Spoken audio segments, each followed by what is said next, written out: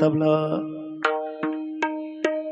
अरे सुखाचे व्यवहारी सुखलाभ झाला युको कमी करा आनंद कोंदला मागे पुढे संगती पंगती देवासवे घडे आवाज द्या ना थोडा नित्यानित्य जोडे तेचे साच समर्थाचे घरी सकळ संपदा आवाज द्या इको देऊ नका जास्त नाही तुटी कदा कासयाची संगती पंगती देवासवे घडे नित्यानित्य जोडे तेचे साच तुका म्हणे येथे लाभाची कोटी बहु वाव पोटी समर्थाचे संगती पंगती देवासवे घडे नित्यानित्य जोडे तेचे साच विठ्ठल विठ्ठल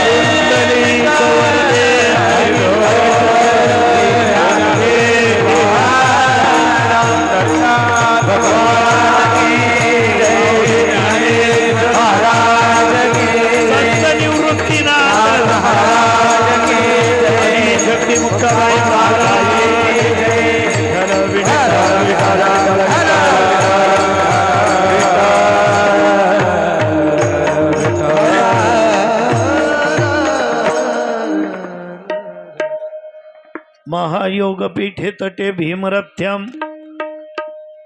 वरम पुंडरीकाय धातु मुनिद्रय समागत्य तिष्ठन्तमानंद कंदम परब्रह्मलिंगम भजे पांडुरंगम विभुम वेणुनादम चरंतम दुरंतम स्वयं लीलया गोपवेशम ददानम गवामृंदकानंदनम चारुहासम परब्रह्मलिंगम भजे पांडुरंगम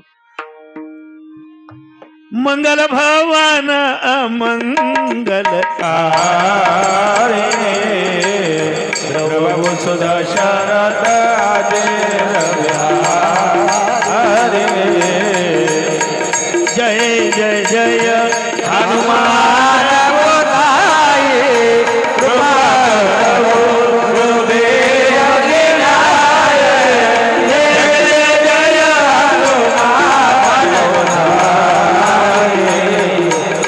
Hare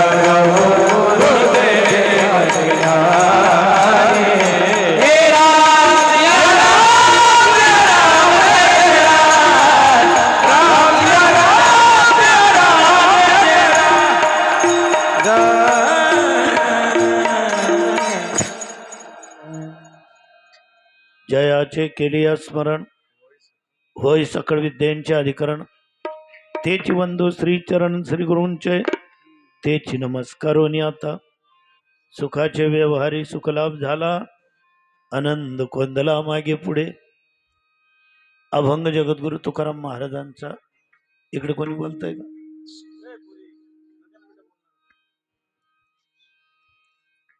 अत्यंत छोटा 4 चरणांचा असा अभंग निवडलाय.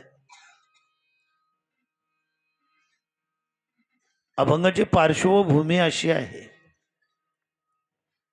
जे कीर्तनकार असतील त्यांनी व्यवस्थित लक्ष द्या. इकडे कोणी आहेत का कीर्तनकार? महाराज आहेत का? तुम्ही आहेत ना? हो. कारण खरं कीर्तन प्रस्थानावर अवलंबून असतं. प्रथम दर्शन आपण ज्याला म्हणतो ना, सुरुवात दणकून असावी. ओपनर लवकर आउट झाले, गेली मॅच. ओपनर टिकले, मॅच मारता येते. फिनिश कोणी करून टाकतं, त्याची चिंता करू नका. अभंगामध्ये प्रवेश करत असताना जी प्रस्तावना मांडायची असते, कारभारी महाराज जी प्रस्तावना मांडतो ना आपण, ते तिकडे कोणी असेल ना त्यांच्यावर जबाबदारी टाकून द्या. शांत करा म्हणा, आणि शांत करतील तर कीर्तन नियम बन होईल, नाही तर मातामाई की जय चालणूच कर आहे. मी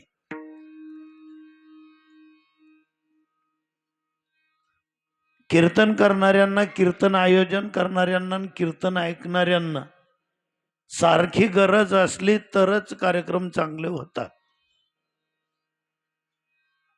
संसारामध्ये पती आणि पत्नी दोघांना गरज असावी. माणसांनीच अगोदर बोलू नये असं, पोरीची संख्या कमी चेन बेटी गई मरा मग आयातीभर. गरज दोघांना असते, श्रोता आणि वक्ता. पण हा सांघिक कार्यक्रम असतो कीर्तनाचा. लावणी मृदंग श्रुती टाळ घोष. संकीर्तन म्हणजे संगीता सहित. या अभंगाची पार्श्वभूमी अशी आहे, तुकाराम महाराज हजारो दुःख त्यांच्या जीवनात आलेले असून सुद्धा सुखी झाले. नुसते सुखीच नाही झाले, सुखरूप झाले. आणि ही बातमी पंचक्रोशीमध्ये पसरली. तुम्ही कसंही वागा, बातमी पसरल्याशिवाय राहत नाही. वागायचं कसं ते तुम्ही ठरवा. काही लोकांना बातम्या पसरवण्याची हौस आहे मीडिया मार्फत. ते फार झालं तर प्रसिद्ध होतील, सिद्ध नाही. सिद्ध स्वतः व्हावं लागतं. बुद्ध स्वतः झाले, बातम्या नाही पसरवल्या. बद्ध माणूस कधी बुद्ध होईल का? बाहेर यावं लागतं, प्रसिद्धी होईल आपोआप. तुम्ही आपण कोण प्रसिद्धी करणारे? सज्जनाचे माप चाले वाऱ्या हाती. तुम्ही चांगलं वागे की वाईट वागा, लगेच बातम्या पसरतात. देहू पंचक्रोशीमध्ये असा एक आगाज निर्माण झाला. आगाज हा हिंदी शब्द आहे, हिंदी मधून मराठीत पाहुणं आलेला आहे. ऐराणी मग त्या आगाज ना आगाजा होई जायची. ऐराणीमध्ये जो शब्द आहे ना, आगाजा, आगाजा नको, आगाजा करू, काय आगाजा कराय ना, म्हणजे प्रसिद्धी नको करू बा, वैतीन तिने. की देहूला असे एक संत आहेत की त्यांनी परिपूर्ण दुःखावर मात मिळवले, पूर्णतः सुखी झाले. एकाने तर सांगितलं, मी असं ऐकलंय ते सुखी झाले ना. नुसते सुखी नाही झाले, त्यांनी देव पाहिलंय.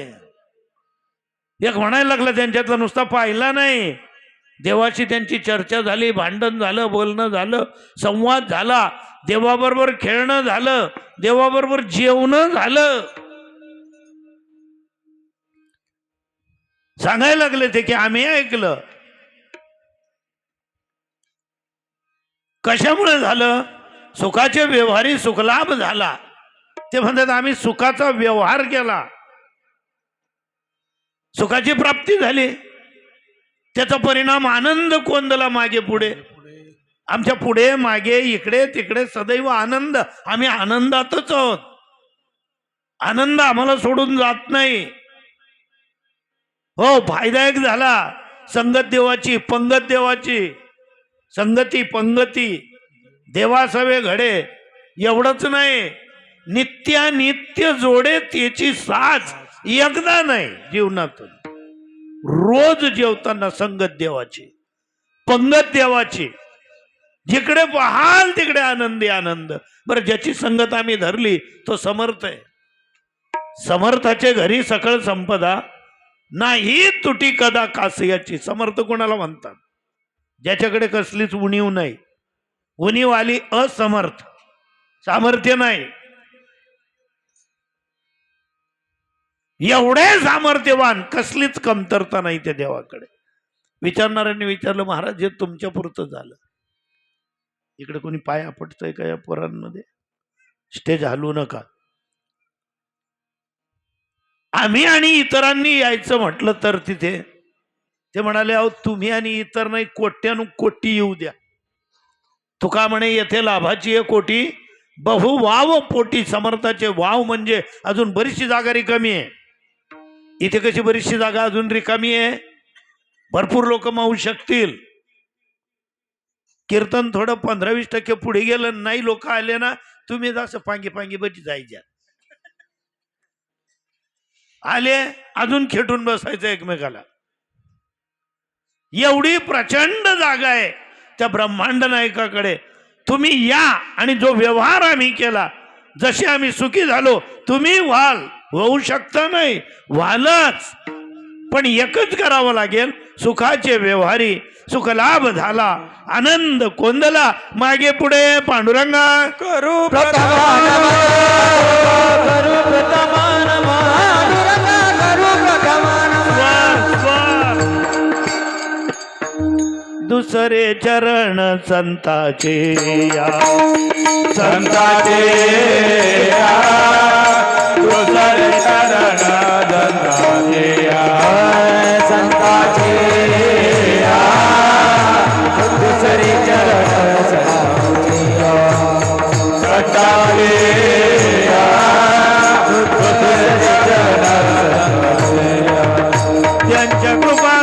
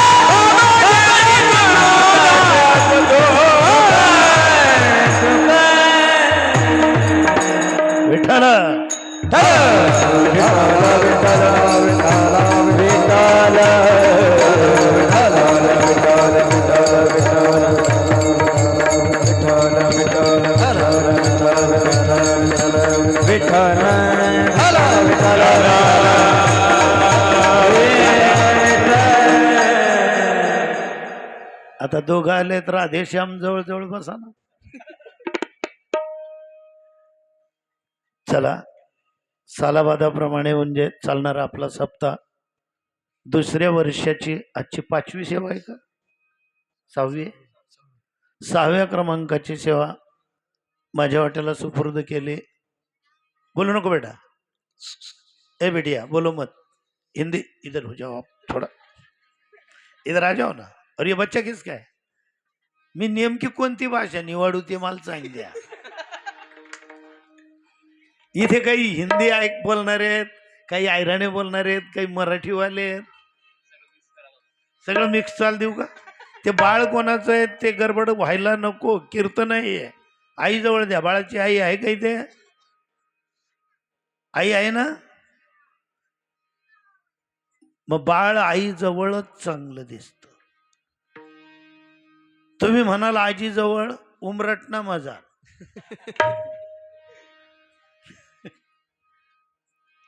घरी आजी आजोबांनी नातवंडांना सांभाळायचं, कीर्तनात आणायची वेळच आली, आई जवळ असावं. काही काही ठिकाणी आजोबा नातू घेऊन येतात. आया तीभर भेट नाही देवनामनी, कीर्तन मग त्या पोऱ्याला इटल इटल मग इटल इटल मग, आणि ते पोरे जोर जोर मार रडस. तो पोऱ्या लगेच सांगा पाणी वय, याला पाणी लय आधी. ज्येष्ठ नागरिक आहात ना, मग ज्येष्ठांसारखं वागा ना. मला नातू काही नाहीत का? मी बी लई येतो, खेळता तो आटलाय तो एवढा तेवढा, वडता या दांड्या दुंड्या इथल्या तिथल्या लाईटे करता तो बी बंद. गृहस्थाश्रमाचे नियम काटेकोर पाळायचे, परमार्थाचे नियम त्याच्याही पेक्षा जास्त. ही कीर्तनाची सेवा फोनवरून मला देण्यात आली. सुरुवातीचा फोन आला होता राजाराम नागोशेठ सोनार, आमच्या सोनार समाजाचे अध्यक्ष आहेत ते. आणि शांताराम सर कुठे गेले? घरी गेले का? हा, मला वाटलं झुपी दिनन घ्यात बा. हा, चालेल. आता परवाच्या कीर्तनात असं झालं, परवा मॅच होती का काल होती? परवाच होती ना. कीर्तन सुरू कर दिन तारीख देणारा मॅच द्या, काल चालना घ्या आणि त्यान पायऱ्या आराई घ्या. आणि मी आरोळ्या भरायचो, ते कुठे गेले तर एक जण म्हणे तो कॅच लेवाल जायला म्हणे तथा, आणि मी ऐक कॅच लेवाल जायची. असो,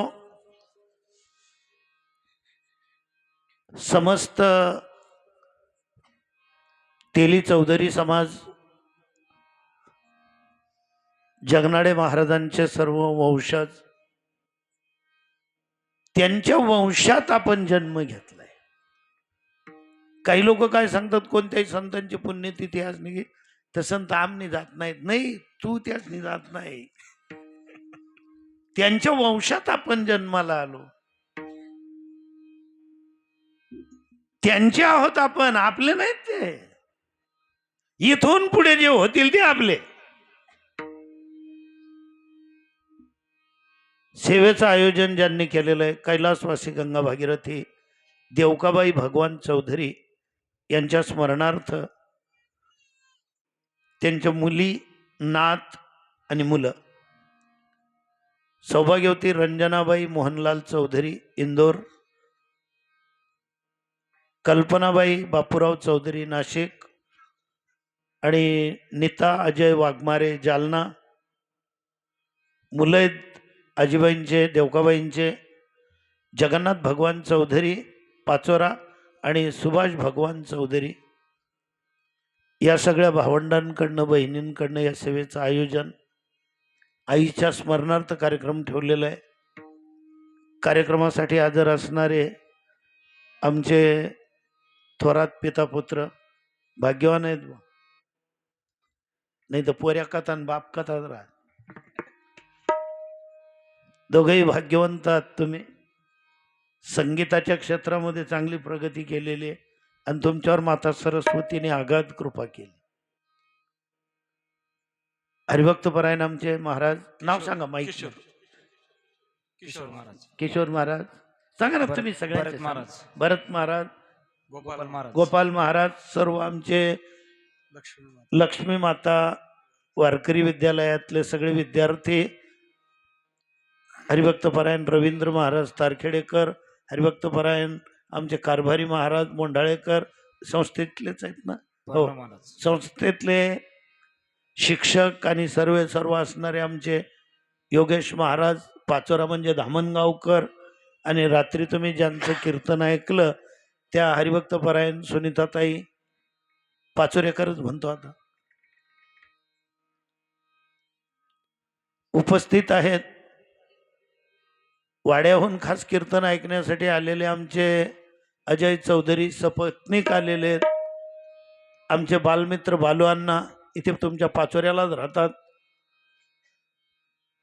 बऱ्याच वर्षानंतर त्यांची भेट झाली. ते इथे उभे राहिले. मी ओळखत नव्हतो त्यांना. त्यांनी आवाज दिला, आवाजावरून ओळखलं मी. त्या वहिनींना सुद्धा आवाजावरूनच ओळखलं. आता नजर चालत नाही बरोबर. आवाज मत चाल राही ना बट अंदाजे. इकडे बसलेले आमचे सरजी, काय नाव? नारायण हा? नारायण दादा. नारायण दादा आणि समस्त पदाधिकारी या मंडळाचे सगळ्यांच्या चरणी विनम्र अभिवादन. स्त्रिया पुरुष आबाल वृद्ध उपस्थित श्रोता समाज सगळ्यांना पुन्हा संताजी बाबाजींनी इतकाच पुन्हा साष्टांग हे करी दंडवत. विठ्ठल साऊंड सेवा चांगली आहे. त्यांचं नाव राहिलं थोडं कन्हैया महाराज. थोडं इकडे तिकडे सरकून जा, कारण नाव सुटी की आवाज ना फरक पडी काय आता सरकेल. आता मी नाव सांगितलेलं आहे, आवाज बदलवू नका. अजून कोणाचं नाव सांगायचं राहिलंय का? कारण एक नाव सुटी गे म्हणे 1 तारीख कॅन्सल होई जायचं त्यान पाहिजे मन नाव सोड दिन तर म्हणे त्या बाबा. आमचे एक मित्र पाचोऱ्याचे श्रीराम पाटील येणार होते कीर्तनाला. आले आले कुठे? मागे मागे. हो, नुसता हात द्या. अरे वा, जय सीताराम. वयोवृद्ध आहेत पण त्यांना आवड खूप आहे.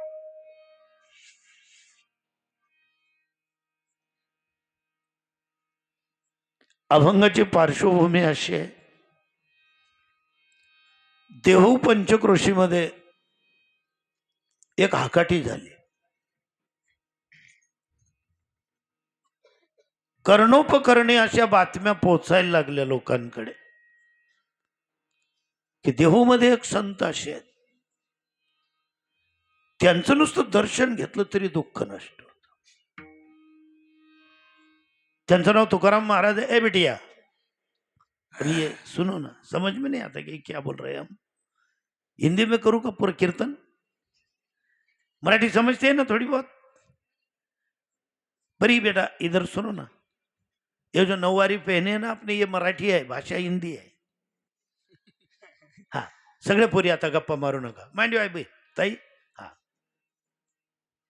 आपण आणि कीर्तन ऐकायला गौच आलेच का? अगदी शांततेने कीर्तन ऐका आणि ऐकताना काटकोनामध्ये बसा. स्त्रिया पुरुषांनी वाळलेली मांडी आणि पाठीचा कणा काटकोन आला पाहिजे. ते रामदेव बाबा कसे बसतात योगाचार्य, त्याप्रमाणे बसायचं. फक्त आजारी गर्भवती महिला आणि ज्यांना काही गुडघ्याचा कमरेचा त्रास असेल त्यांनी जसं योग्य वाटेल तसं बसा. ज्यांचे गुडघे साबूत असतील, मांड्यावाळा, गुडघ्यांचा त्रास होत असेल, पाय लांबवा. त्रासच होतो मग काय बोलायचं. ज्यांना कमरेचा त्रास असेल, दोघं हात मागे टेकून बसले तरी चालेल. फक्त प्रामाणिकपणे त्रास असावा. नसेल तर आम्ही सांगितलं तसं बसा. खोकल्याचा त्रास असेल,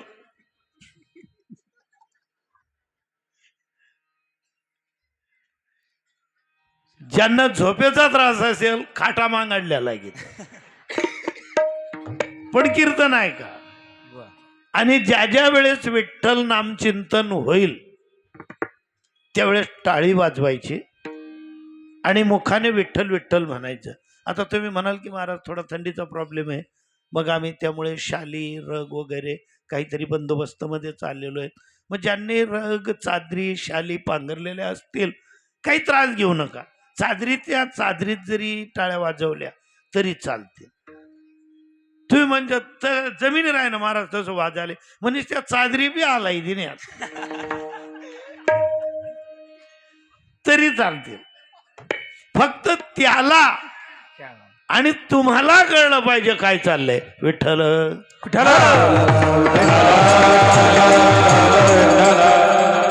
पखवाची थाप आणि टाळ एकाच वेळेत जर आदळले गेले, पखवाजवर बोट आणि टाळ आणि तोंडातून विठ्ठल, तरच जमेल, नाहीतर कोणी मागे कोणी पुढे होईल. विठ्ठल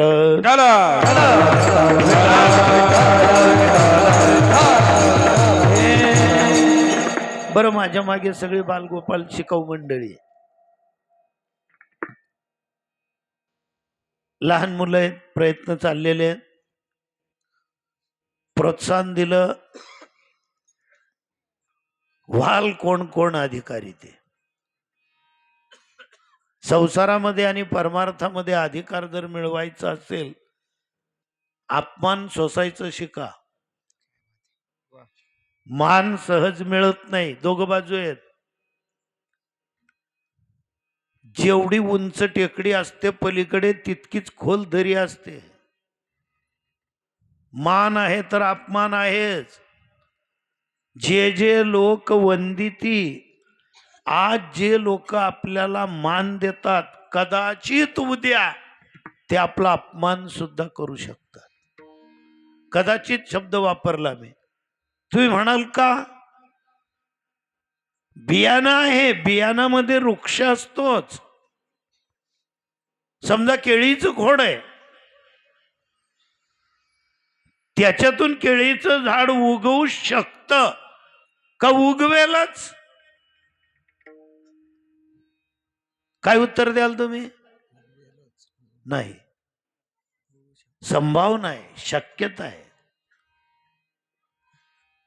तुम्ही केळीचं खोड आणलं की आपल्या प्लॉटमध्ये, बंगल्याच्या आसपास, कंपाऊंड मध्ये लावायचंय. पण तुम्ही ते ठेवाना घात आणि गाईस आणि ते खावाना घात एकच होईल.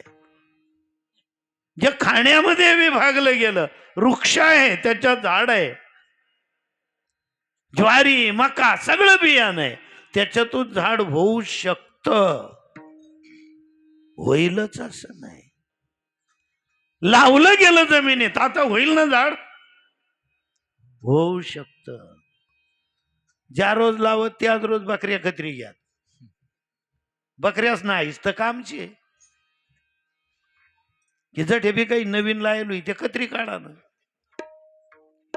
गॅरंटी नाही द्यायची. हा मृत्यू लोक आहे. जसं संविधान, ते शांताराम सर बोलले होते ना, तिकडे बसले ना, बरं बसा.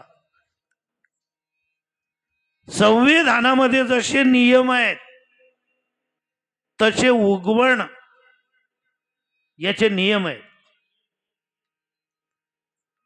होईलच असं नाही. का नाही? मग मृत्यू लोकाचं एक जीव, सजीव, चल आणि अचल. तुम्ही आपण चालू शकतो, सजीव आहोत, चल आणि अचल, झाड, वृक्ष, हे सगळे. या सगळ्यांच्या बाबतीत एक विधान आहे, क्षणभंगूर नाही वरवसा वर धावत तोडा मायाच्या काही काही मग गळा पुढे उच्चार डोळ्याय ओळखा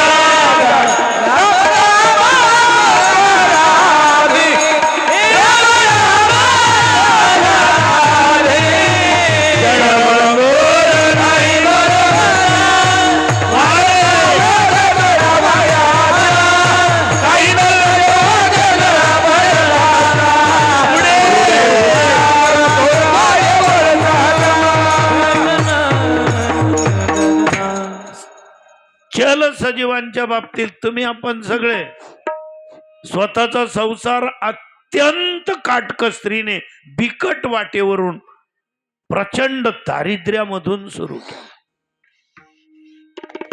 दुपारी जेवायला भेटलं तर संध्याकाळच्या जेवणाची मारामार आहे. अशा परिस्थितीत कोणी 2 कोणी 4 मुलांचं पालन पोषण केलं.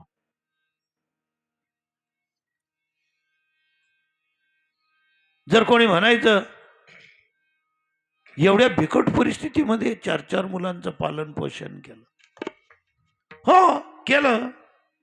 कोणाकडे एखादी गाय असेल, कोणाकडे एखादी बकरी असेल, कोणाकडे थोडीफार शेती असेल, कोणाकडे अजिबात नव्हती. पोटाला चिमटा देऊन सगळं व्यवस्थित केलं.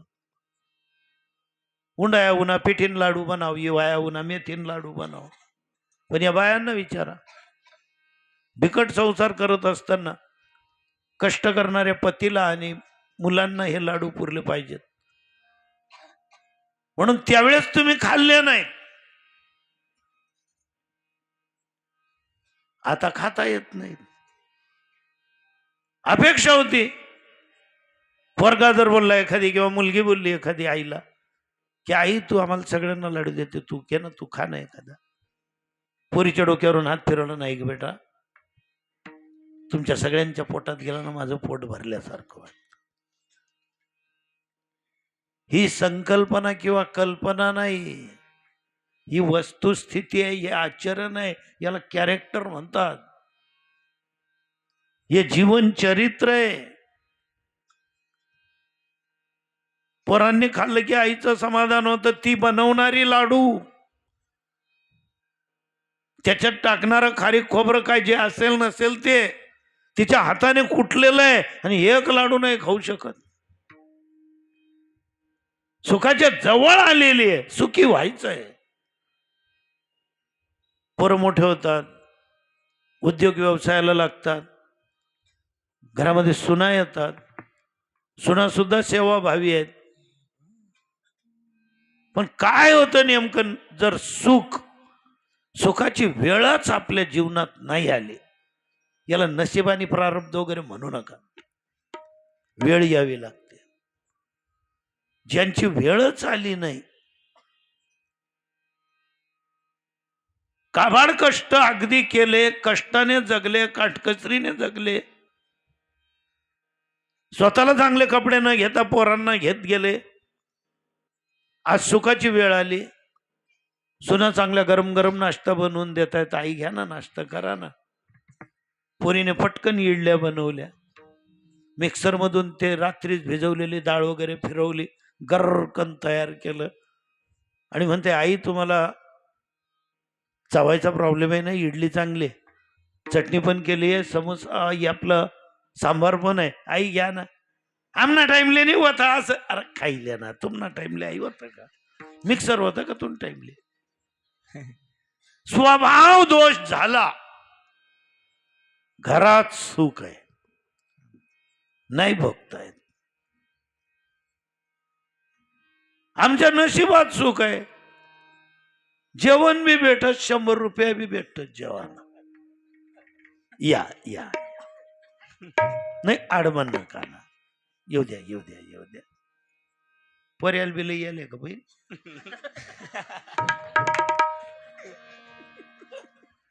जवळ बाई होती तवय आहेत ना, गाणं म्हणत फिरे ना, ते कीर्तन ऐकायला विठ्ठल विठ्ठल. पण तिची वेळ आली, कुत्री का वय ना, कीर्तन लिही गई. आणि ते फार बरं झालं, सगळे लोक आपले नसतात. आता इथे कीर्तन ऐकणारे सगळ्यांना मी आवडत असेल का, काही माझ्या विरोधात असते. त्या पायटे बोलतात, त्या कीर्तनले कुत्रे बी होत नाही, होत चुलाल निवत होत, गरबारचं मध्ये येलो होता. जीवनामध्ये फक्त आनंदी राहा, आनंदी राहण्याची गुरुकिल्ले हसणे, हसवणे. पण एक पक्क लक्षात ठेवा, आपल्या आनंदासाठी हसायचं, दुसऱ्याला हसायचं नाही. भगवान कृष्ण सक्का भाऊ नसूनही सख्या बहिणी इतकं ज्या द्रौपदीवर प्रेम करायचा, जिचा सखा कृष्ण आहे,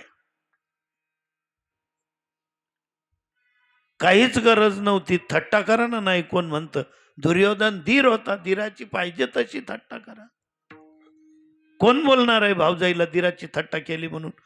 काही बोला, तो लहान धीर आहे, पण सांभाळून. जेठनी नाही बरं, जेठ म्हणजे कोण रास, सासरानंतर प्रति सासरा. जसा बापानंतर मोठा भाऊ बापाच्या जागेवर असतो, आईनंतर बहीण आईच्या जागेवर असते, तसा स्त्रियांसाठी पतीचा ज्येष्ठ बंधू, त्याची नाही थट्टा करायची. लहान धीर आहे. कोण बोललं असतं द्रौपदीला, की दुर्योधनाला जर बोलली असती का हो तुम्ही पडले, धीराला भाऊजी म्हणत असेल, भाऊसाहेब म्हणत असतील, काही म्हणत असेल, अहो तुम्हाला दिसलं नाही का? का तुम्हालाही दिसत नाही का? हे बोलायचं सोडलं, जोरजोराने हसले आणि आंधळ्याचा पोरगा आंधळा. आंधळ्याचा म्हटलं म्हणजे सासऱ्याचा अपमान झाला. दुःखी व्हाल, घरातल्या ज्येष्ठांना जर अपमानित कराल तुम्ही सुद्धा. एक कुत्रीला कोणीतरी एक माणूस उठा आणि पळवून द्या. आता एक जण, कारण त्या लहान पोरं आहेत, उठा ना एक जण कोणतरी. इथंच फिरेल का? मग फिरू द्या. मग विठाल नाही गेली ती आता, आणि ती जायला तवचिन कीर्तन मोठ टाकूत आपण.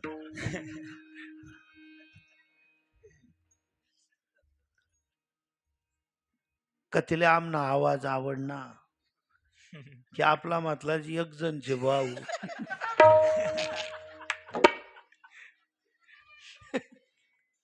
चुकूनही तुमच्या हातून घरातल्या गावातल्या ज्येष्ठांचा अपमान झाला, तेच कर्म फळ बनून येईल आणि सुख अगदी जवळ आलंय. सुखाला स्पर्श होणार आहे तुमचा, पण होऊ देणार नाही. सगळ्या देहू पंचक्रोशीमध्ये बातमी पसरली. अहो अशी काही क्रांती केली त्या बाबांनी, तुकाराम बाबांनी. सगळ्या दुःखावर मातो, सर्व सुखी झालाय तो माणूस. सगळ्यांच्या चर्चा सुरू झाल्या. म्हणे इथे बोलण्यात काय अर्थ आहे, देव किती लांब आहे आपल्याला. चला आपण जाऊन त्यांना भेटू. 10-15 माणसांचं एक टोळकं निघालं. कोणी जिज्ञासू होते, कोणी विषयी होते, कोणी पामर होते, कोणी विद्वान होते. देहू गावामध्ये आले आणि तुकाराम महाराजांचं घर विचारलं. सांगितलं एकाने पलीकडच्या गल्लीमध्ये जा, ज्यांच्या दाराशी तुम्हाला तुळशी वृंदावन दिसेल ते तुकाराम महाराजांचं घर समजा. म्हणजे इतक्या कमी लोकांकडे तुळशी असायच्या तेव्हा. हे तेव्हाच आहे 16व्या शतकातलं. आता विश्वास ठेवू नका बरं या गोष्टीवर. तेव्हा वारकऱ्याच्या, हरिभक्ताच्या, वैष्णवाच्या घरी तुळशी असायची. आता घर बांधतानाच चांगलं वृंदावन बांधून टाकतात कंपाऊंड मध्ये, अंगणात. त्याच्यावर राधे राधे नाव वगैरे लिहून देतात. मोठी तुळशी लावली जाते. पण विश्वास ठेवू नका, बाहेर तुळशीनं कुंडन, फ्रीजमा कोंबडीनं अंड. त्यामुळे हे वारकऱ्याचंच घर असेल हा विश्वास ठेवू नका. विठ्ठल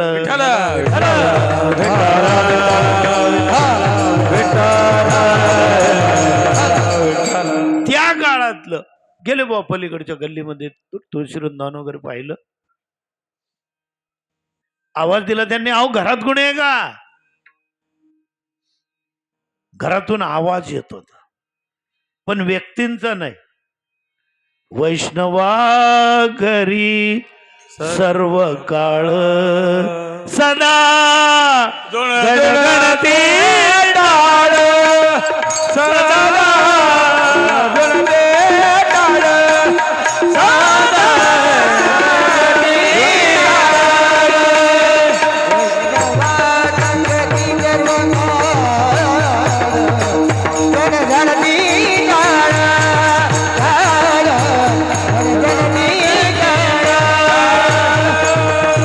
आवाज दिला त्यांनी, अहो घरात आहे का कोणी? तुकाराम महाराजांच्या कन्या होत्या भागीरथीबाई. त्या आल्याने विचारलं, बाबाजी.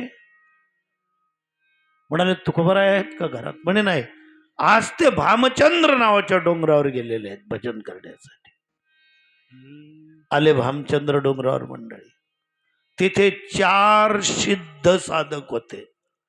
सिद्ध म्हणजे तयार. कोणत्याही क्षणी सांगा तुम्ही बाया सिद्ध आहेत. 24 तासापैकी कितीही वाजता, दिवसा किंवा रात्री, तुमच्याकडे जर 4 पाहुणे आले तुम्ही त्या वेळेला स्वयंपाक करू शकता का? बाया असं सांगतात 11 वाजेला रात्री पाहुणं उन्हात अचानक उभा राहिना, दारू ठोठावलं, दारू घडलं. बाया असं सांगतात का पतीला, मी नाही रांधाव बरं, तुमना घडलाय, तुमला गरज होईत रांधा. घडलंय का कधी? ते गाया देत दूध का वय ना, ते कणिक भिजत भिजत मन माहेर ना कसा टाईमवर येतच. आणि यस ना काढला कुतरला, फोन लावा नाही काही नाही, शेना आठे रांधाले मालकीनचे कमी या घरनी आम्हालीन पाहिजे होती त्यासले झाड मोठ. आता ऐन वेळेस काय करणार, 11 11:30 लियल पाहुणा बेसन कट्टा पिठलं नाही बोललो मी, पिठलं ते चितलंही बनायला रस्त्याला पिठलं म्हणतं, आणि गंगा जमना दोन्ही येते त्याला बेसन म्हणतं.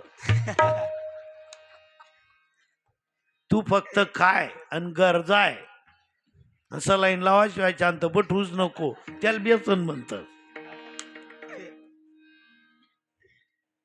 जसे पोहोचले भामचंद्र डोंगरावर, 4 सिद्ध साधक होते त्या ठिकाणी.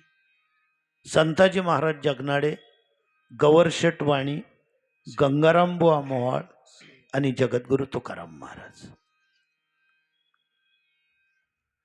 4ही लोकांनी देव पाहिलेला, अनुभवलेला, प्रतीती आलेले 4ही साधक. तुकाराम महाराज ध्यान समाधीमध्ये बसलेले, आलेली मंडळी. संताजी महाराज सगळ्यांमध्ये वयाने लहान होते. गवरशेठ वाणी आणि गंगाराम बुवा मावाळ हे तुकाराम महाराजांपेक्षाही वयाने मोठे होते. संताजी महाराज जगनाडे आणि तुकाराम महाराज यांच्या वयामध्ये जवळपास 20-25 वर्षाचं अंतर होतं. अगदी तरुण, धड तरुणही नाहीत अशा अवस्थेत संताजी महाराज.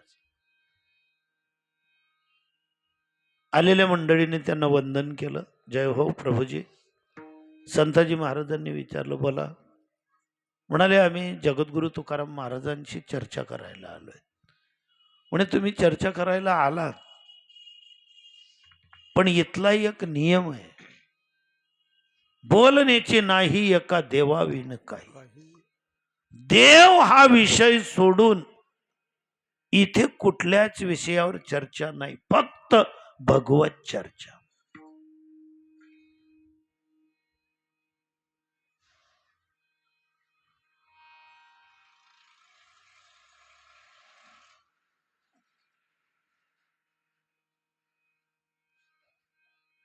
बोलू? म्हणाले, आम्ही तेवढ्यासाठीच इथे आलोय, संसारिक नाही. संताजी महाराज जगनाडे हे तुकाराम महाराजांचे शिष्य होते, हे खरं आहे, पण ते त्यांचे मित्र होते, हे जास्त खरं आहे. गुरु मित्र मिळावा, काय भाग्य असेल. मित्र मित्र आणि गुरु शिष्य. भगवान श्रीकृष्ण शालक होते आणि अर्जुन, मराठीत सांगायचं तर दाजीबा आयराणी मेवना पावना. शिष्य पाहुणे होते आणि शालक गुरु होते. गोस्वामी तुलसीजी रामायणकार, त्यांच्या पत्नी त्यांच्या गुरु होत्या. पत्नी गुरु आणि पती शिष्य, हे भाग्य असावं लागतं. काही काही ठिकाणी पती गुरु पत्नी शिष्य. जसे आले जगद्गुरूंच्या कानात उच्चारले, गुरुदेव, मंडळी भगवत चर्चा करण्यासाठी आले. जय विठ्ठल म्हणून तुकाराम महाराजांनी डोळे उघडले. विद्वानांचं मंडळ बसलेलं, त्यांनी तुकाराम महाराजांकडे पाहिलं. काय होतं बा, पाहिल्या बरोबरच नुसतं पाहिलं आणि प्रत्येक जण स्वतःच्या मनाला सांगायला लागला की काय कमाल आहे या माणसाची. अहो यांच्या नुसत्या चेहऱ्याकडे आपण पाहिलं, आपलं दुःख नष्ट झालं. आपल्याला स्वतः कोठ्या यायचं आठवायचे नाही. काय प्रभाव असेल या व्यक्तीच्या तपश्चर्याचा. हात जोडले. कोण बोलणार, कोण बोलणार, कोण बोलणार. सगळे एकमेकाला सांगायला लागले, तुम्ही बोला, तुम्ही बोला, तुम्ही बोला. विद्वान व्यक्तीशी बोलताना विद्वानच असावा लागतो. विद्वान ओळखाल कसा? उच्चारावरून विद्वत्ता, आवाजावरून नम्रता, बोलण्यावरून शालीनता आणि चालण्यावरून कुलीनता लक्षात येते. पहिलवान पोरगा आहे. बापाने सांगितलं, थांबा महाराज, मुलगा पहिलवान आहे, घरी आलेला आहे, तुमच्या नमस्कारासाठी बोलवतो.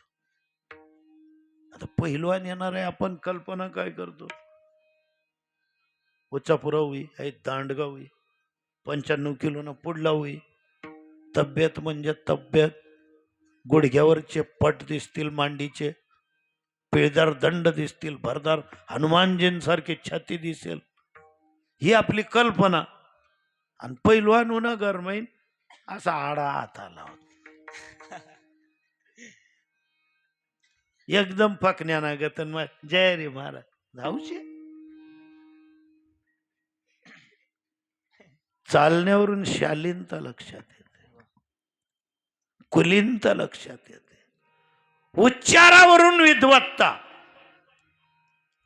संस्कृत श्लोक म्हणायचा आहे, मनोजवम मारुत तुल्य वेगम जितेंद्रियम, बोला चला, बुद्धिमताम वरिष्ठम वातात्मजम.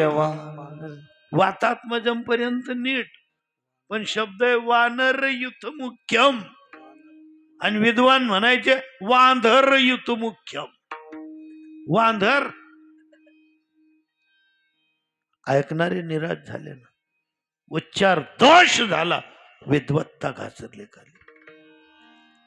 संताजी महाराज प्रत्येकाला सांगतायत, कुणी एक जण बोला, पण एक लक्षात ठेवा, कोण हा भाग्याचा, कोण हा भाग्याचा, शिवरंजनी, कोण हा भाग्याचा, कोण हा भाग्याचा, कोण भाग्याचा, कोण हा भाग्याचा, कोण हा भाग्याचा,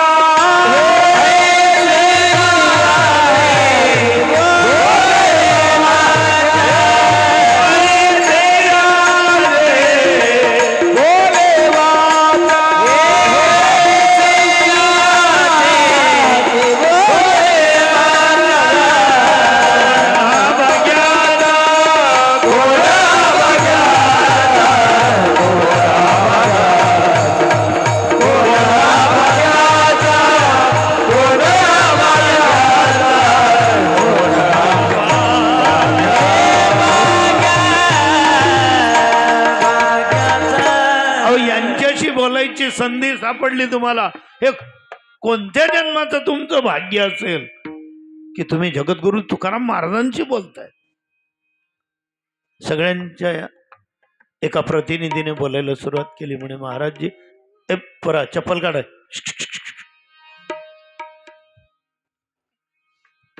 म्हणाले महाराज, तुमच्या चेहऱ्याकडे पाहूनच कळतं तुम्ही किती सुखी आहे.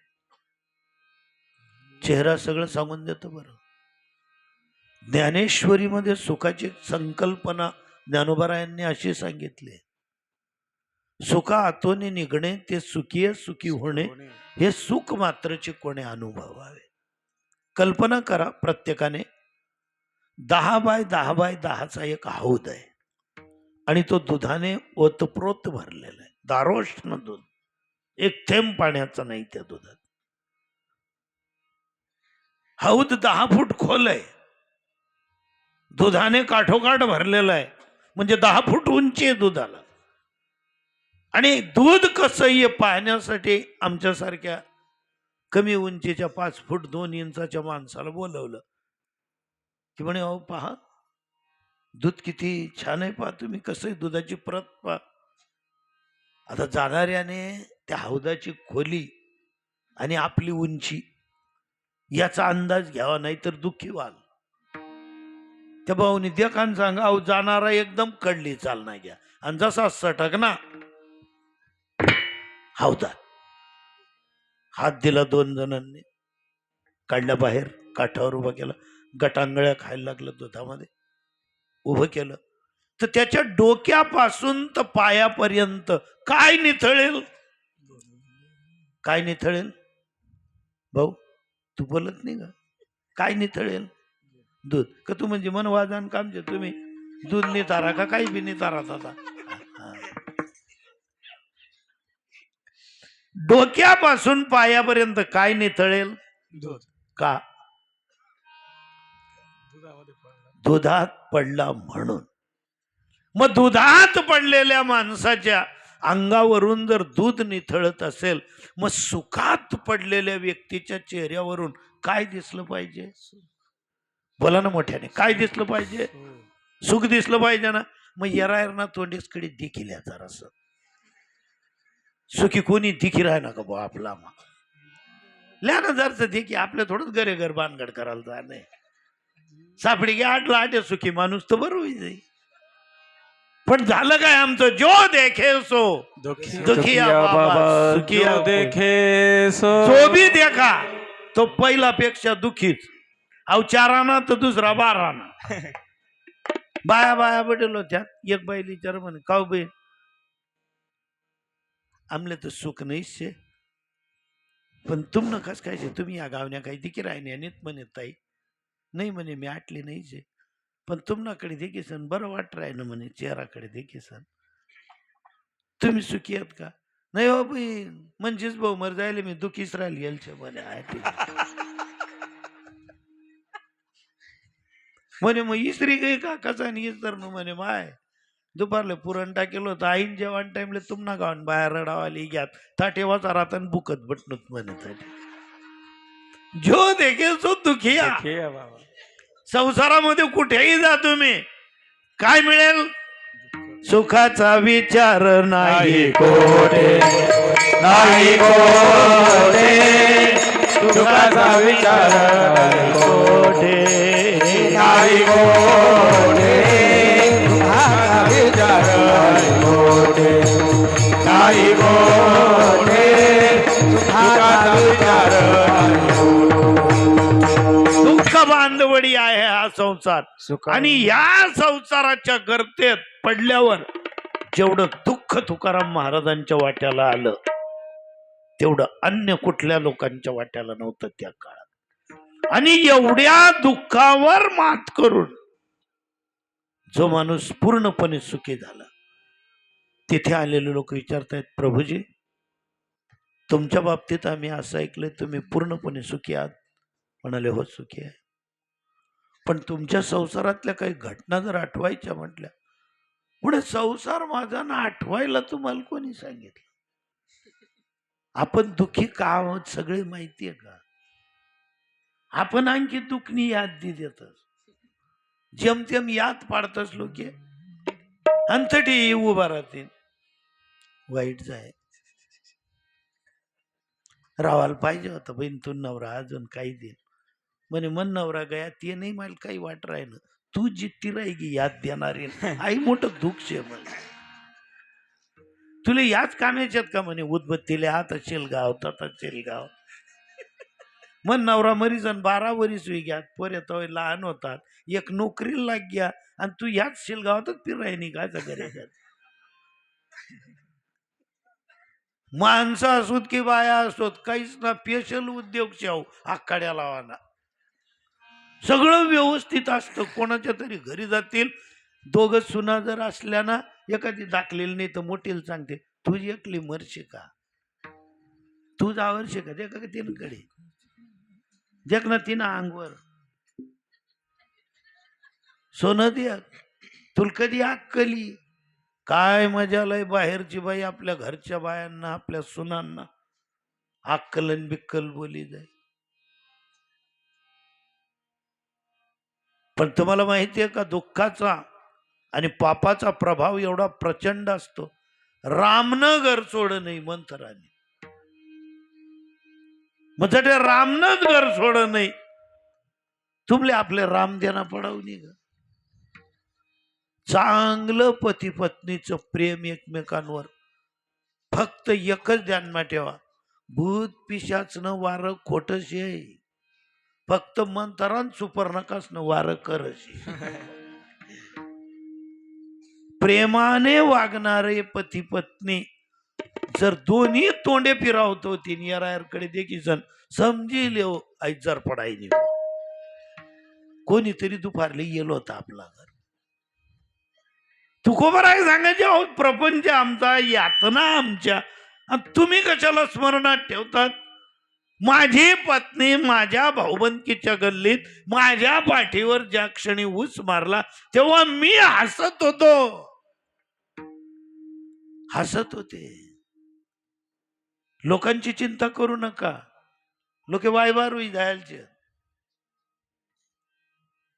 सुशिक्षित लोक ड्युटीला जायचंय दोघांनाही, कंबाईन कामं करावी लागतात घरामध्ये. ज्या घरात दोघ जण सर्व्हिसला आहेत किंवा एक जरी जण सर्व्हिसला असेल, वेळेवर डबा बनवायचा आहे, सकाळी 9:45 पर्यंत जेवण व्हायला पाहिजे. ज्या बाया सुद्धा नोकरीला आहेत, सायंकाळी येतानाच मार्केटमधून भाजीपाला घेऊन येतात. स्वयंपाक करत असतानाच कातरोरी त्याच्या रिकाम्या बायाने लोचन कुडत बसतील, पोत्रा समत कापी टाकतीस द्या, बाकीना हाते टाक देऊ, बाकीना पायटे काम पडतील. मिरच्या बी कापिली न्या, सगळं व्यवस्थित फ्रीज मध्ये ठेवायचं. एकच टायमिंग मध्ये लगेच पोराला सांगायचं अभ्यासले बस रे, नाही तो उन्हा तर कुठी बरा. हे जनरल मीटिंगचं. पण सुशिक्षित असं नाही बोलत.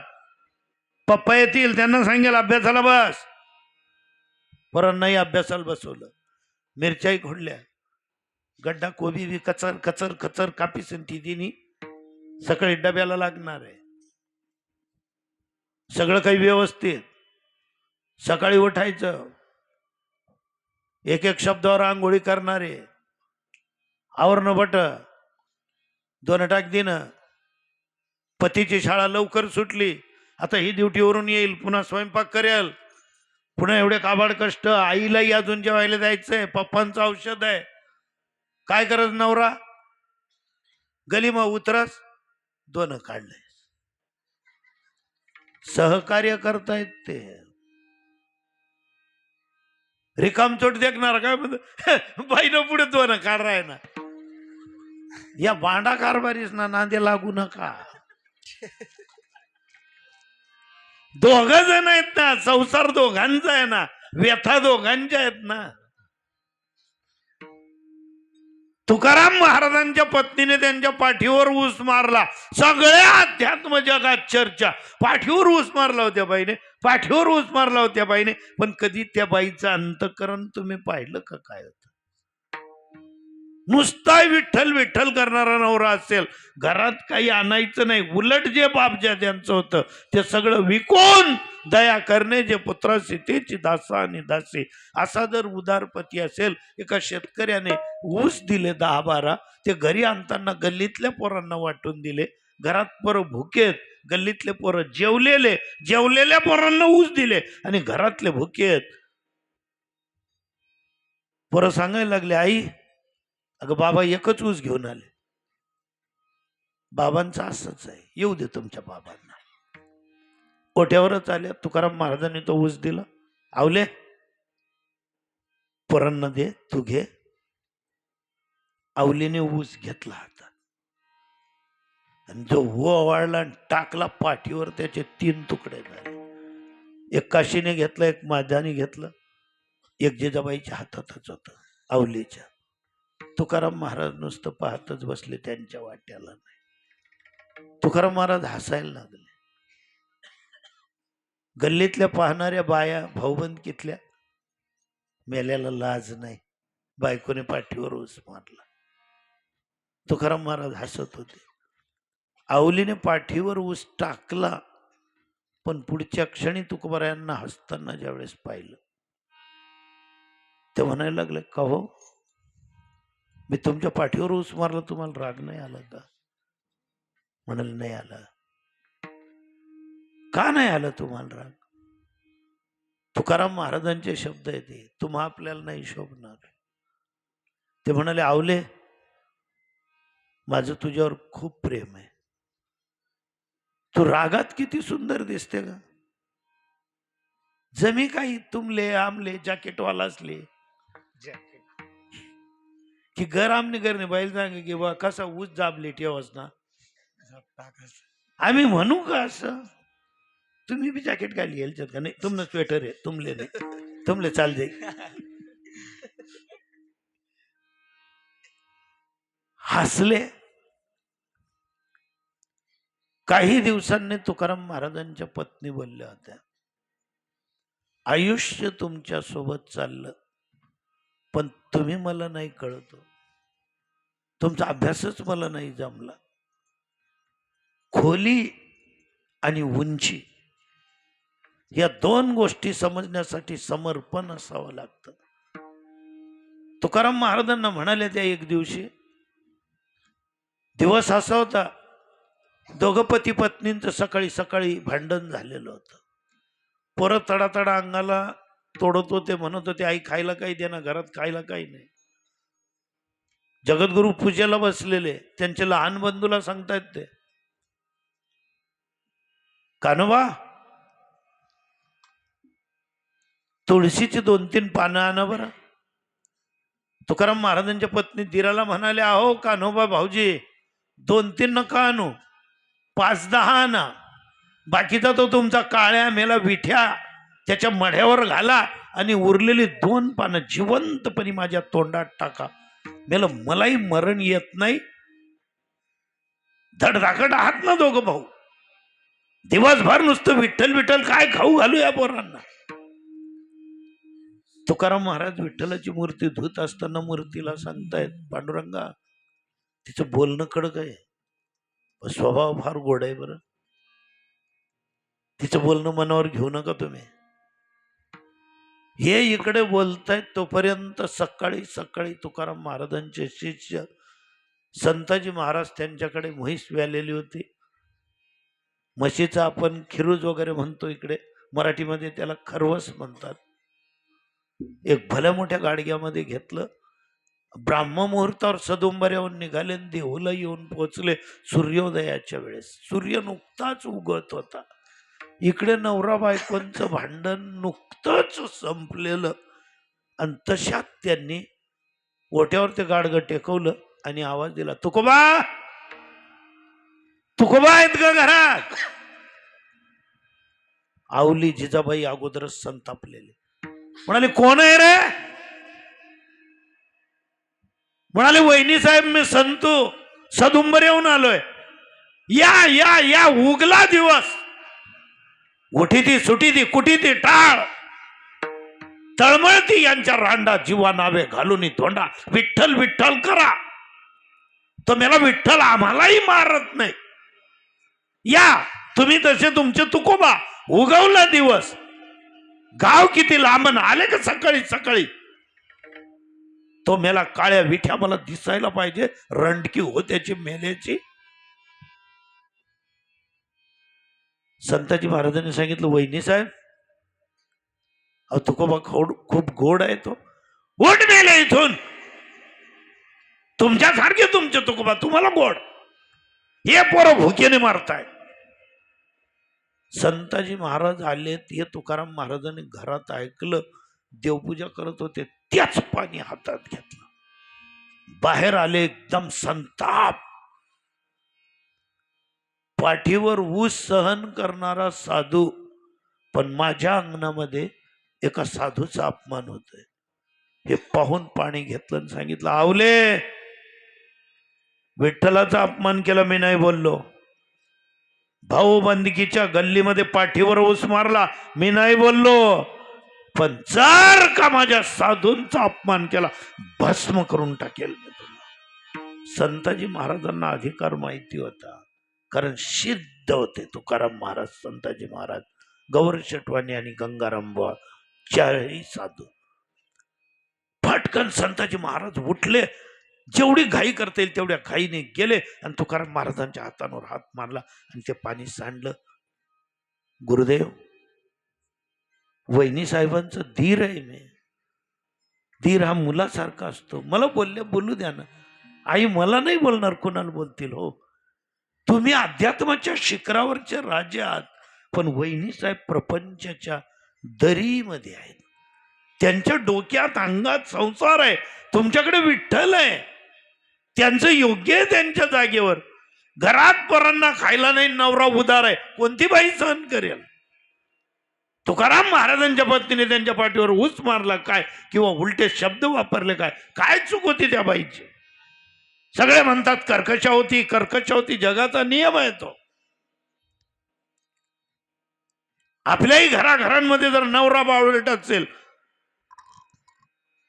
बाई जर तिच्या डोक्याने हुशारीने प्रपंच करायला लागली, तर भाऊबंदकी असं कधीच म्हणणार नाही आपला बानटे ती 1.5 हुशार नको म्हणू, 1.5 म्हण.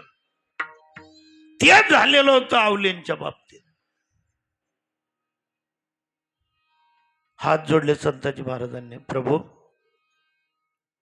वहिनी साहेबांना तुम्ही असं नका ना बोलू. तुकाराम महाराज खाली बसले. विठ्ठला,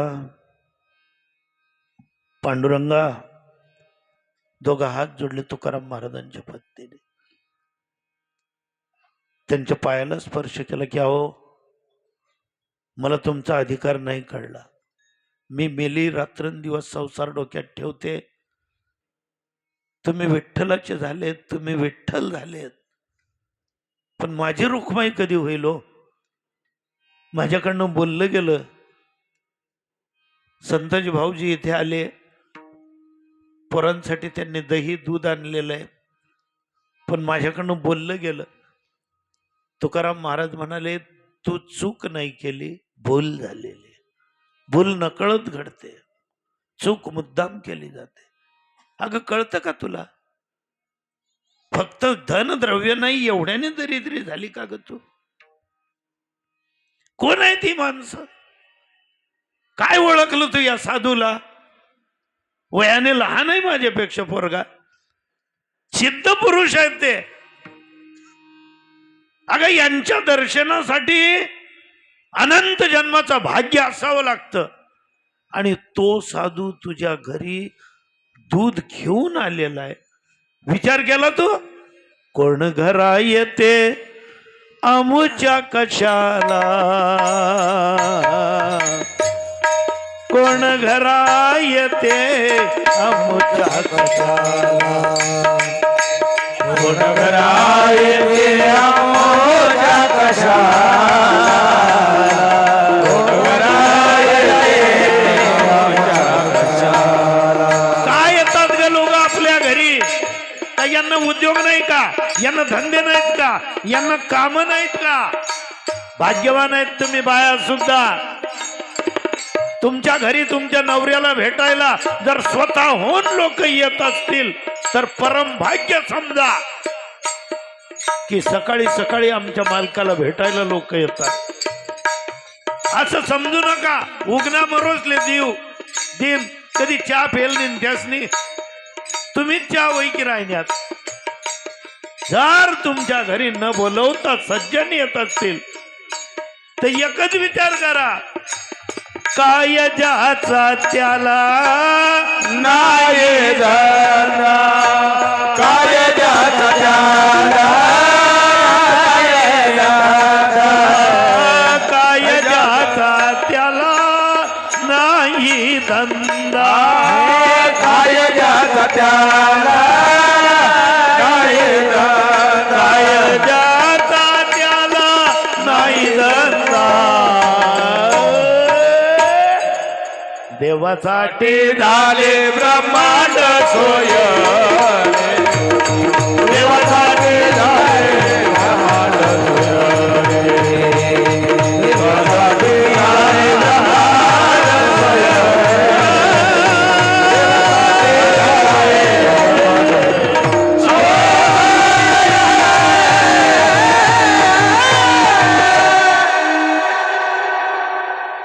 आपण देव मानतो म्हणून लोक आपल्याला मानतात. लोक आपल्या पाया का पडतात? देवासाठी झाले ब्रह्मांड सोय. आपल्यापेक्षा डब्बल वयाचे लोक, म्हाताऱ्या 80 वर्ष पार केलेल्या बाया आपल्या पाया पडतात. आपल्या आजोबाच्या वयाचे असतील ते आपल्या पाया पडतात. का? आपण देव मानतो म्हणून आपल्याला मानतात. देवासाठी झाले ब्रह्मांड सोय रे. कोवळ्या उत्तरे काय वेचे. आणि ते तुकाराम महाराज भामचंद्र डोंगरावर असताना विद्वानांनी विचारलं, महाराज तुम्हाला देव भेटलाय असं आम्ही ऐकलं. म्हणाले हो भेटलाय. म्हणे तुमचं देवाशी बोलणं झालं? हे बरे खलबडा खलबाट धरणार बोयालच्यात ना खाली बस. ते गुचुबट येतं होय गुचुबट कीर्तनचा रमवून गरबी याच उद्योग माले याल की जाव त्याल की जाव. मी शांतता बेटासाठी आठ जास्त बनबंदी की राहिली. आणखी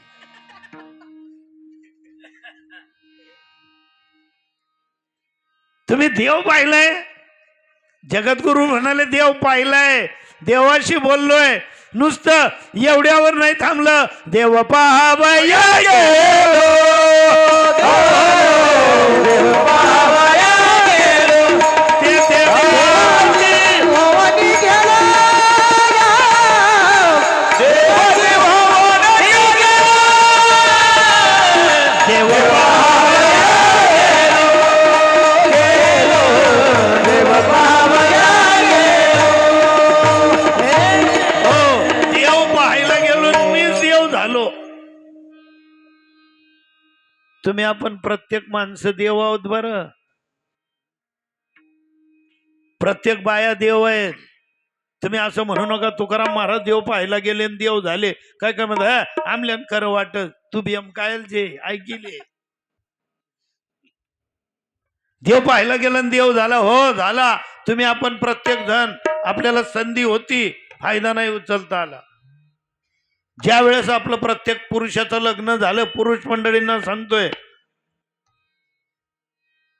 कपाळावर मुंडावळ्या बांधल्या गेल्या म्हणजे बाशिंग बांध, काकण बांध, गया मग कट्यार दिनी, डोया मग काजय भर दिन, इरेस सारखं नेमंती काल पाहिजे बा याले.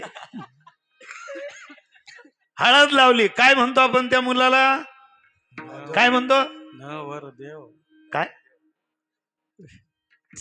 माहित नाही? नवरदेव. हा म्हणतो का माहित नाही? काय म्हणतो आपण? सागर महाराज त्याला पोराला नवर तू देव आहे. ही संधी फोड आहे त्या शब्दाची. जे शिक्षक मंडळी असतील त्यांना विचारा. नवर देव वरू नको, आई बानगड मग पडू नको. अरे चांगला चांगला लंबावी घ्या. नवर आपल्याला काही काही लोक सांगतात ना, महाराज अहो पोऱ्या लग्न पहिले एकदम कडक होता हो, पण लगन आहे वाघ होता हो पोऱ्या एकदम. पण लगन जाय काय डिल्ला पडी गया, काहीच समजे राहिना नाही. म्हणतो तो डिल्लानी पडेल अजून बी वाघच आहे, फक्त वाघवर भवानी बटी गई एवढाच.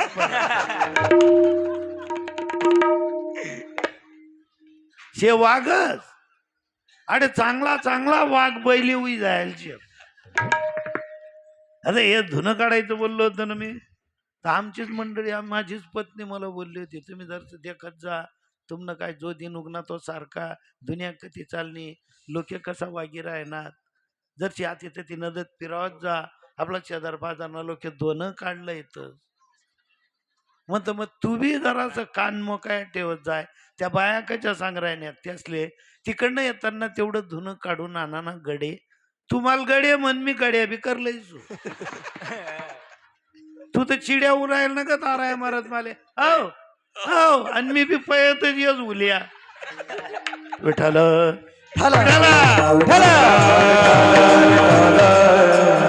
आहे. आणि हो सांगू नका खेळ एवढा खराब खेळ आहे या. आमची नात मला विचारायची एक दिवशी, ती इंग्लिश मीडियम मध्ये, म्हणे आजोबा तुम्ही असं आजींना ऐ असं का म्हणतो? मग मला ती नावच माहित नाही. नाही पप्पा कसं नावाने हाक मारतात म्हणतात त्या भाग्यवानचे त्यातले पगारचे आम्ही के ना गोडा वाहूत.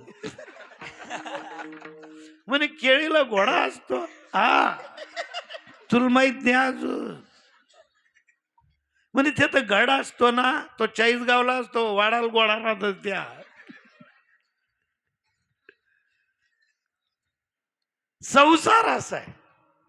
स्त्रियांना सुद्धा सांगितलं हळद वगैरे लावली की तिला म्हणतो आपण न वरी वरू नको.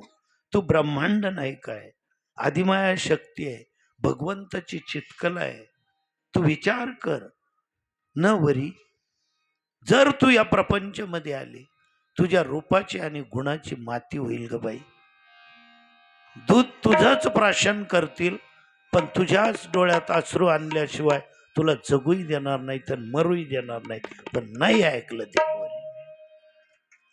ती नवरी हाही नवरदेव झाले पती पत्नी मिळालं सुख का नाही मिळालं?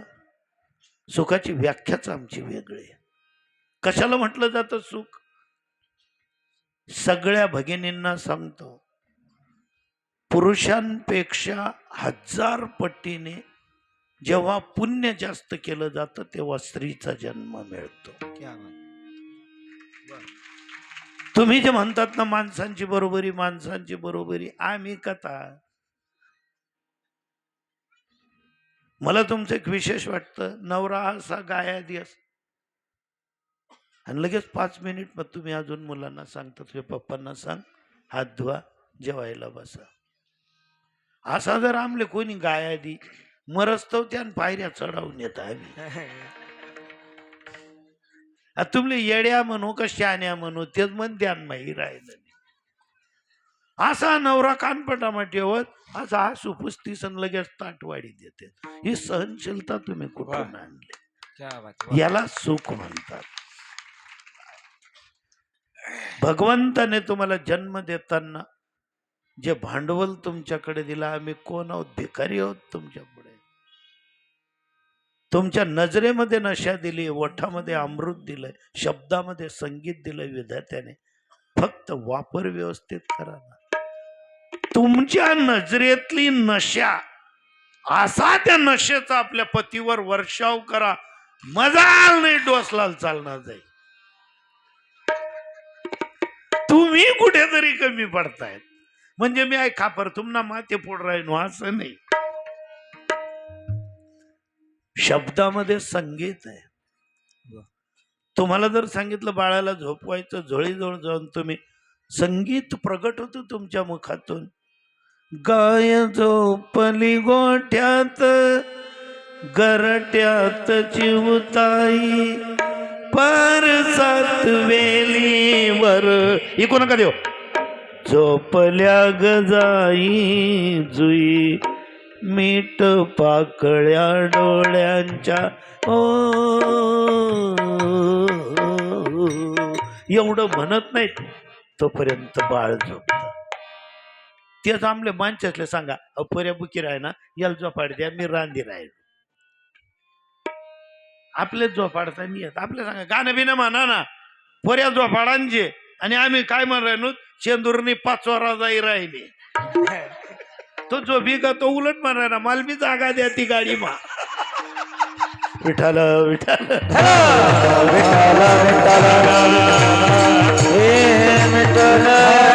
सगळ्यांनी जगद्गुरूंना विचारलं महाराज अहो एवढे सुखी कसे झाले?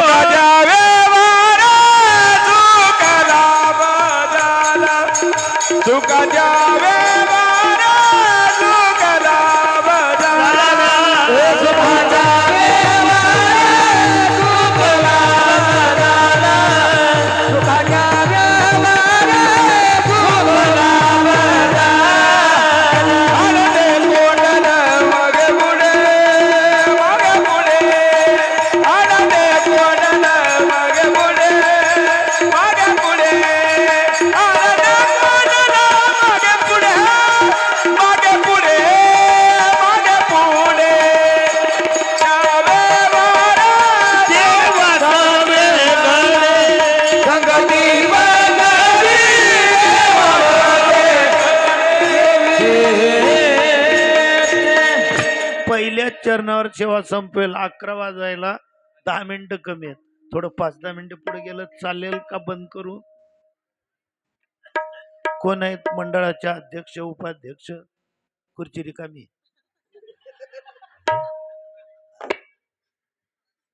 11च्या पुढे 5-10 मिनिटं गेलं चालेल का?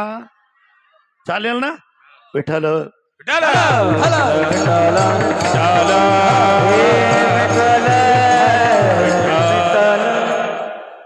कारण मी विचारूनच कीर्तन लांबवायचं का काय? कारण नितात पिठी जायला बना रोज उठी तोच धंदा आहे. सुख सुखाचे व्यवहारी सुख लाभ झाला. प्रत्येक जण सुखासाठी प्रयत्न करतोय. सुख आम्हाला का प्राप्त होत नाही त्याचं कारण ओळखा. आता जमाना चांगला आहे. पूर्वी काय होतं माहितीये का? इंद्रियगत ज्ञान, बुद्धिगत ज्ञान, आत्मज्ञान आणि व्यवहार ज्ञान, 4 प्रकारचे ज्ञान कीर्तनकारांनी लक्षात ठेवा. 4 प्रकारच्या ज्ञानावर सगळा संसार चाललेला आहे. संसारामध्ये स्वार्थही आहे, परमार्थही आहे, देवही आहे, माणसंही आहेत. इंद्रियगत ज्ञान, जगात असं कोण आहे त्याला इंद्रियगत ज्ञान नाही? एक बी येड नाही, बटा शान आहे, सगळा हुशार. ही परंपरा म्हणून मी आज बोलायला बटणू, नाही तर तुम्ही म्हणतील चांगला बोलणार आहेत. आणि मी बी असं बाहेर बोललेस गरमा आवा नाही बोली जासू सांगी नका द्या फक्त कोणी. आई बाहेरच बोलले हो. आता 4-5 दिवसापूर्वी स्वयंपाक बनवलेला, भाजी आलनी होती. आता भाजी आलनी आणि मी देखील होता आई भाजी आपले घरने बाईनी बनायचे ऊद वन दुई राहीन ते बा घरनच.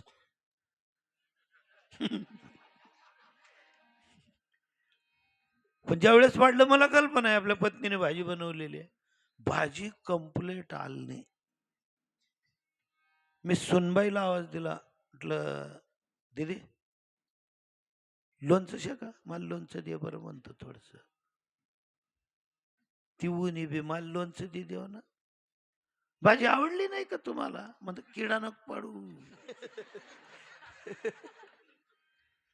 भाजी चांगलीच आहे. म्हणे मग तुम्ही लोणचं का बरं मागितलं? म्हणजे भाजीमध्ये काही दम नाही का? म्हणे सुनेने विचारलं. म्हणे भाजीमा दम नाही असं नाही, मीठलंय असं माल सांगाल तून सासरामा दम नाही म्हणे, म्हणून तून पण लोणचं माग राहणार. घराघरामध्ये इंद्रियगत ज्ञान. कल्पना करा, हे बाळ घ्या ना कोणाचं आहे. पुन्हा पुन्हा तेच बोलू का मी? व्यत्यय येतोय, व्यत्यय येतोय.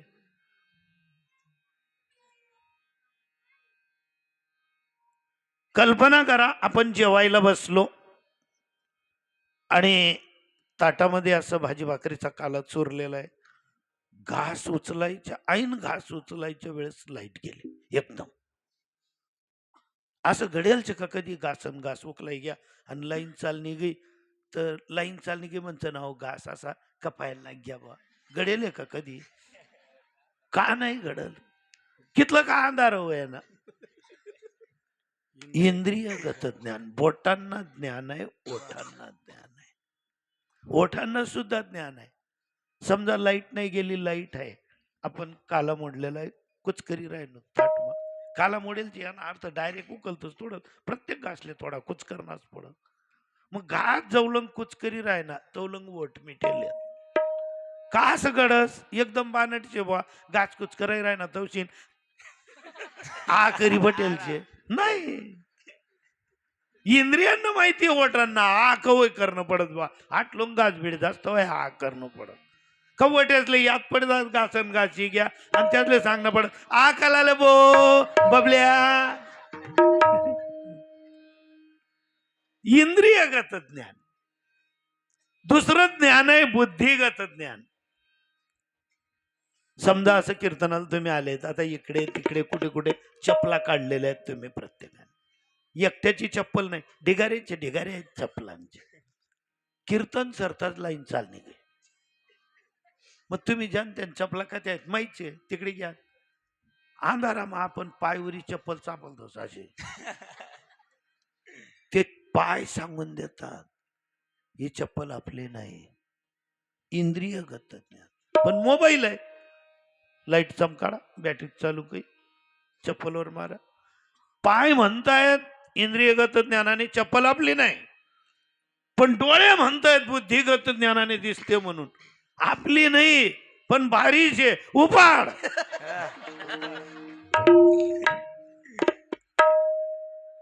इंद्रियगत ज्ञानाने एकदा सुखी होऊ शकतो, पण बुद्धिगत ज्ञानाने भेद निर्माण केला आणि त्यामुळे सुख आमच्यापासून दुरावलं. सुख आणि महादुःख या दोही ते ग्रासून या देख प्रगटे आनंद स्वाभाविक तया नाम सुख. सध्या का सुखी नाहीत लोक? काय झालेलं आहे? वास्तविक प्रगती केवढी आहे? पूर्वी नुसतं व्यवहार ज्ञान होतं, आत्मज्ञान तर देवप्राप्तीसाठी आहे, पण व्यवहारामध्ये व्यवहार ज्ञान. पैशाचा व्यवहार जर करायचा असेल, गाव मातला चोर परवडत, बाहेर गावना सज्जन बी नाही. गावातल्या माणसाला बोलू शकतं गाव आपल्याकडून, हे दि देणार द्यान पैसा, लाज नाही वाटत का तुले? गाव आहे ते, बाहेर गावनाला दिदी ना आणि तो पै घ्या, फोनच उकलत नाही. कुठे जाल बोलायला? व्यवहार ज्ञान. प्रेम वेगळं, व्यवहार ज्ञान वेगळं, इंद्रियगत ज्ञान वेगळं, बुद्धिगत ज्ञान वेगळं, आत्मज्ञान वेगळं. व्यवहार आहे. पूर्वी शाळेमध्ये शिक्षक आपल्याला शिकवायचे व्यवहार ज्ञान.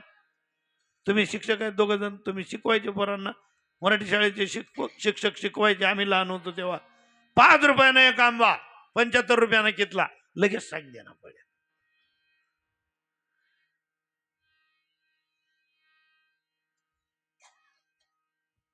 एक डझन केळं 50 रुपयाचे, 35 डझन कितला पैसा. व्यवहार ज्ञान होतं. हे का शिकवायचे? हे मुलं जर पुढे बाजारात गेले, यांना व्यवहार कळावा. व्यवहार ज्ञान होतं. एक शिक्षक शिकवत होते शाळेमध्ये, मराठी शाळेमध्ये. 6वी 7वीचा वर्ग असेल, एका पोराला उभं केलं, बऱ्या उभं राहा रे.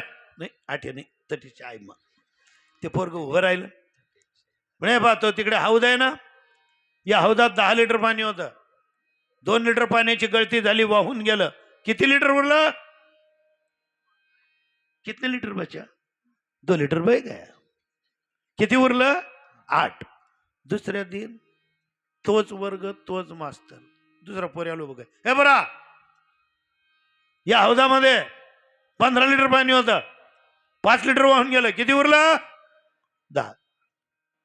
तिसऱ्या दिवशी एक पोरले उभी काही, हे बरे उभी राहा, या हौदामध्ये 25 लिटर पाणी होतं, 15 लिटर वाई गे, किती उरलं म्हटल्याबरोबर ती पोर उभी होती. ती म्हणे 3 रोज जाय ना ऐकी राय म्हणे मी तुम नाही. पहिला रोज 2 लिटर वाई गे, काल दिन 5 लिटर वाई गे. रोज विचारतच बसतात का सिमेंटला हा ना म्हणे ते आवडले.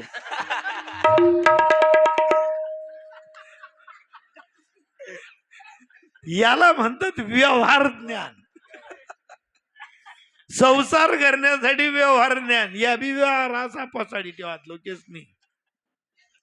काय झालं काय नाही बा, त्या गावागावातल्या मराठी शाळा वस पडायला लागल्या. But English medium, public school, English medium, त्या पोरे इंग्रजीमा बोलत.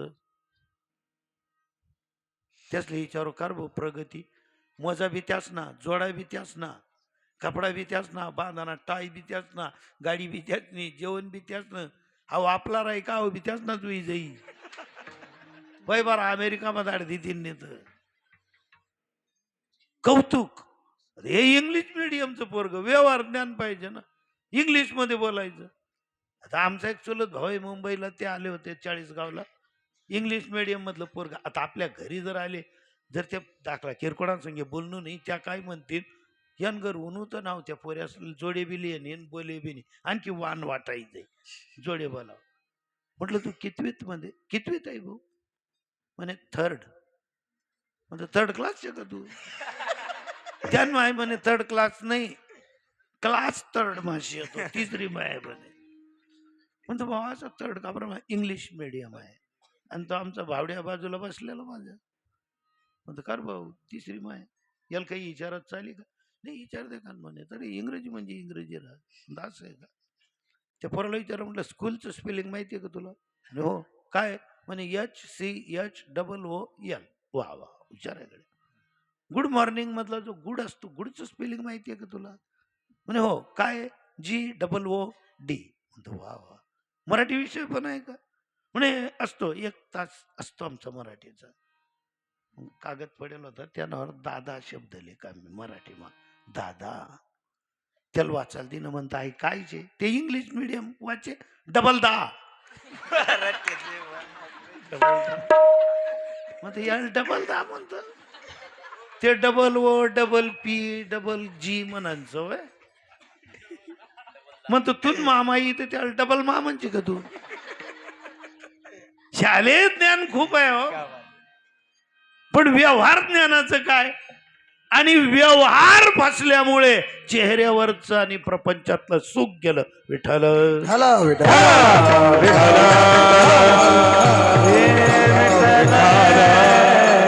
अजून सुख काय गेलं त्याचं एकच कारण सांगतो आणि कीर्तन संपव. पहिल्याच चरणावर सगळे सुखी होत आपण, पण हाते पाय काबर बोंबलाई बटेलचे. याले सल्ला दे, त्याले सल्ला दे, त्याले सल्ला दे. या सल्ला देवा देवा मा स्वतःना गरज मा गोड घालले. सल्ला देणारा बाहेर सल्ला नाही, मंदिर आहे ना, घरामध्ये सगळं गेलं. मार्गदर्शन करा, पण आपलं सुख जाणार नाही एवढंच करा. आता हा केवढा मंडप दिसतो, एवढं एका शेतकऱ्याकडे शेड होतं शेतामध्ये बनवलेलं. 2-2.5 एकर जमीन, केळीन मोसंबीन ऊसन बेसन गणच टाकेलं होतं. आणि एवढ्या शेड मध्ये इकडच्या एका कोपऱ्याला एक बकरी होती, बोकड होता, त्यांचेच पिलं होते, एक पाट होती, एक बोकड्या होता. म्हणजे नवरा बायको, एक पर्या एक पोर, सुखी कुटुंब होत. कोण? बकरीनं ना. आणि तिकडच्या कोपऱ्यामध्ये एक घोडा बांधलेला असायचा. घोडा सारंगखेडा तिनं आणेल, धष्टपुष्ट घोडा. त्या घोड्याची बकऱ्याची बोकडाची मैत्री होती. दुपारना बरे 2 जण गप्पा मारत बसेत. त्या कसं होई बा आपला देश न पुढे काय होई, आजच महागाई इथलीची, असे गप्पा मारत बसायचे. काय झालं काय नाही बुवा. एक दिवशी अचानक तो घोडा चांगला भला असा उभा असलेला धाडकन जमिनीवर पडला. हो तुमचा फोन आहे का? थोडं राहिलं आवरी का बाकी ना? हा मग थोडं राहिलं आपलं मी. घोडा जमिनीवर पडला. मालक आला, मालकाने तो आवाज ऐकला, फटाफट मोबाईल. आता श्रीमंत माणूस पशुवैद्यकीय अधिकाऱ्यांना फोन लावला. घोडा अचानक पडला, उठता उठत नाही, पटकन या. आता श्रीमंत माणूस पशुवैद्यकीय अधिकाऱ्याला फोन लावला. त्यांनी बी गाडी मग 2-4 डॉक्टर बरात, 10-12 सलाईन बाटल्या टाक्या, मोठा गरजा नाही माझं जाऊन सगळे आले. ते घोडं पाहिलं, कोणी सलाईन लावतंय, कोणी काही करतंय. घोड्याला सलाईन लावली. एक डॉक्टर अशा उच्चा आत्मदरी उभा राहिला. ती सलाईन अशी गर गर गर गर गर 1 मिनिट मग सरी गई.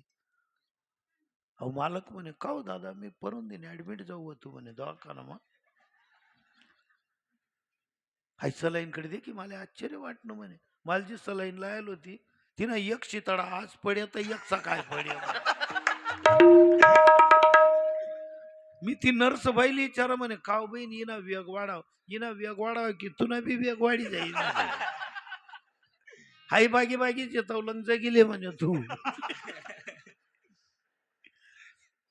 म्हणे हे असे काबर, आणि तुम्ही आई पास काबर लाई म्हणे. तुले ज्याने लायल होती तो माणसाच ना डॉक्टर होता.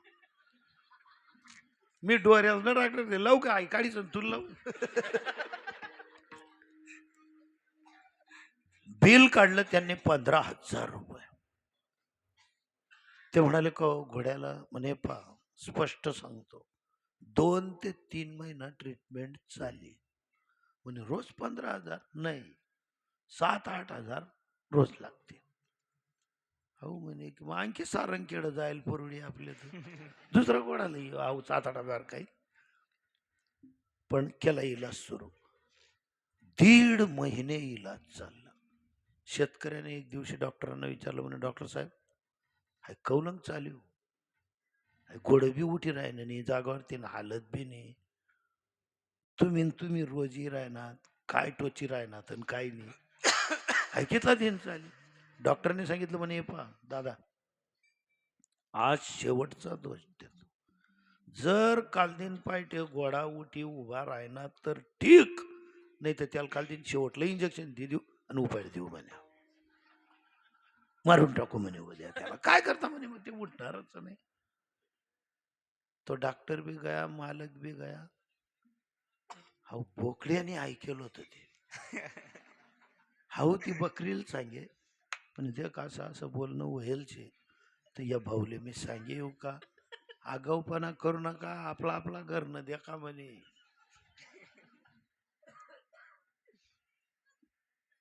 आपलं नियमन चाल राहिलं ना तो म्हणे नाही पण सहकार्य करूच बा त्या भाऊ सांगितलं त्यानं कानावर टाक देऊ. ती बाई म्हणे तुम्ही जाऊ नका ती बकरी बाई जाऊ नका तुम्ही पण नाही ऐक बोकड्यानी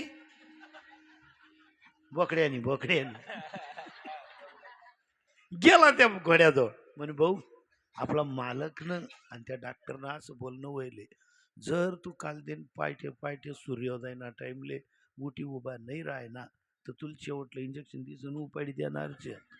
तू तथा तरी जाय का मरी जाय पण त्यांसमोर उठी उभा राह तर तू जगणार आहे नाही तर तू ना काल दिन 5 टाइम देवायचा. त्या घोड्याने विचार केला अहो बोकड्यात ना ताई या ती बकरी सांगे बटनात तंडा सांगेव ना. सकाळी 5-5:30 वाजले या बोकड्याने काही सण त्याला निरोप दिले ना भाऊ त्या येवा माहित बरं गुढी उभा राह. चाहूल लागली. मालक आले हे पाहिल्याबरोबर खुऱ्या मचाडी मुचाडी पुरी आडी ताकद लागली घोड उभं राहील. मालकाने घोड्याला पाहिलं अरे वा काय डॉक्टर हुशार आहे कोणता डोस वापरा कोणता नाही घोड उभं राहील. लगेच मोबाईल लावला हॅलो डॉक्टर साहेब जसे असाल तसे या घोडा उभा राहिलेला आहे. तो डॉक्टर काय मग कपडा घाले म्हणा औषध इथलं चांगलं आहे